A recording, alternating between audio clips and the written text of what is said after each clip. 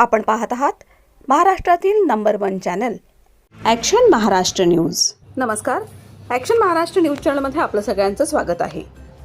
धानोरीत MNGLच्या कामाचा बोजवारा, सुरक्षा नियम धाब्यावर, नागरिकांचा संताप, ठेकेदारावर तातडीनं कारवाईची मागणी।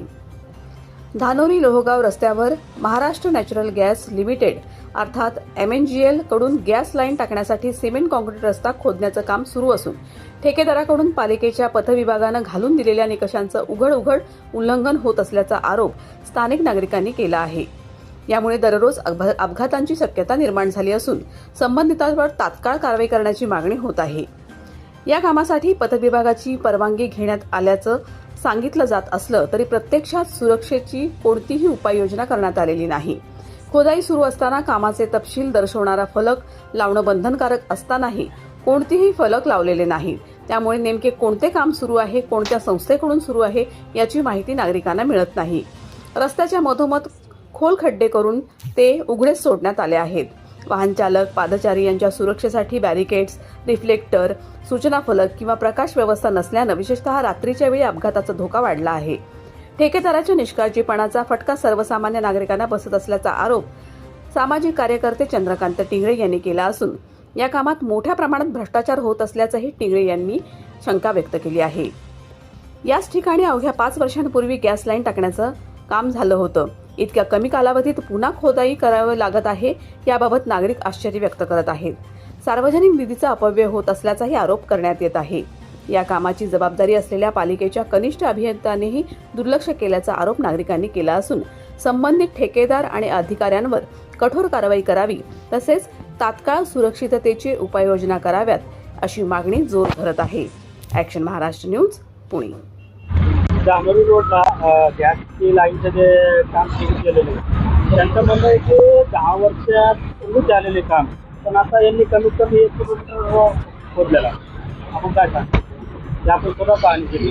आता मी जागेवरच आहे। महाराष्ट्र नॅशनल गॅसने 8-10 वर्षापूर्वी इथं लाईन टाकली होती आणि लाईन टाकून 8-10 वर्ष नाही होतं लगेच दुसरी लाईन टाकतात इथं आणि 5 किलोमीटर त्यांचं म्हणणे की इथं परवानगी घेतलेली। हे घेतात 4-5 किलोमीटरची परवानगी, टाकतात 20-30 किलोमीटरची लाईन आणि मुळातच ह्या लाईनीमध्ये एवढा मोठा करोडो रुपयाचा भ्रष्टाचार झालाय की ऑलरेडी लाईन टाकलेली, लाईन वापरली पण नाही, एक ग्राम गॅस पण कुणाला मिळाला नाही, लगेच दुसरी लाईन टाकतात। यात किती करोड रुपयाचा भ्रष्टाचार झाला असून बघा, यातनं सिद्ध होतंय। आणि यात लाईन टाकायची असते नियमानुसार 1 मीटर खाली, पण ही वरच्यावरच लाईन टाकलेली।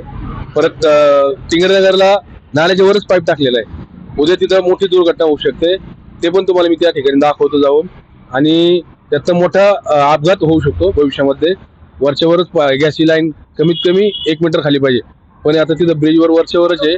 त्यांनी आपल्या ड्रेनेजचे पाईप असतात सिमेंटचे त्यातनं टाकलेली, असं चालत नाहीये। तर ते आपण बघून घेऊ आणि संबंधितांच्यावर जर हे चुकीचं काय केलं असेल यांनी तर यांच्यावर, आणि MNGL जर 8-10 वर्षापूर्वी न वापरता कोरी लाईन इथं दिसती सगळी नवीन कोरी, तरी या ठिकाणी ते दुसरी लाईन टाकतात। याचा अर्थ करोड रुपयाचा भ्रष्टाचार झालाय आणि हे जनतेचे पैसे या ठिकाणी वायाला घातले, यांच्यावर आपण गुन्हा दाखल करूया।